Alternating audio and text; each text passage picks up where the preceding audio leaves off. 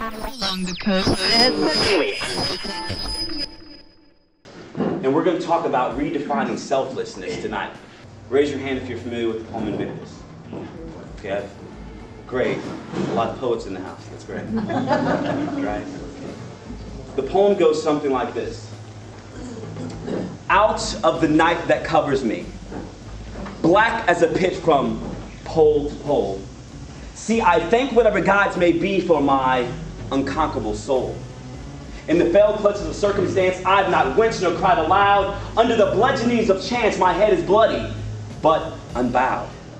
Beyond this place of wrath and tears looms but the horror of the shade, and yet the menace of the years finds and shall find me unafraid. See, it matters not how straight the gate, how charged with punishment the scroll. I am the master of my fate. I am the captain of my soul. This is a poem that I learned over 15 years ago, and I recited to myself to get me through so many trials and tribulations in life, trust me. It was that with my devotion to God that would really get me through anything.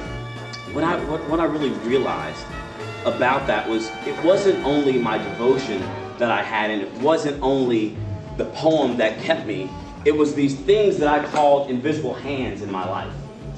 Invisible hands. It's people working on my behalf even when I didn't know it.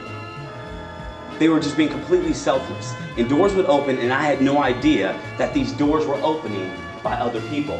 See, we all have these things called invisible hands in our lives. It's just like the tide. If you see the tide that pulls off the shoreline, miles and miles out, that's where the tide's actually pulling.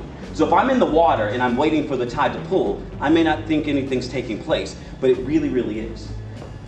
It's really about pulling the tide out of people's way so they can cross those rivers, right? Parting those rivers so they can cross without looking for anything in return.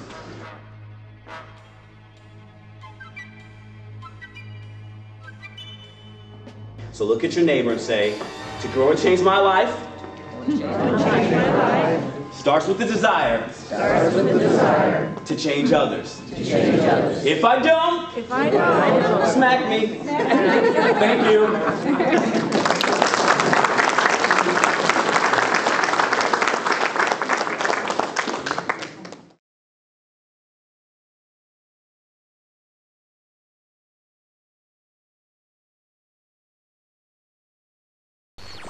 Along the coast.